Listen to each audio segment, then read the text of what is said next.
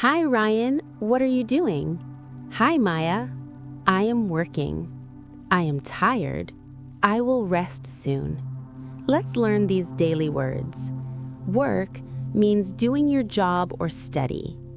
Tired means you feel sleepy or no energy. Rest means to relax. Soon means in a short time. You can say, I am working, I am tired, I will rest soon. This is a very common sentence. People say it every day. Let's say it again together. I am working, I am tired, I will rest soon. Very good.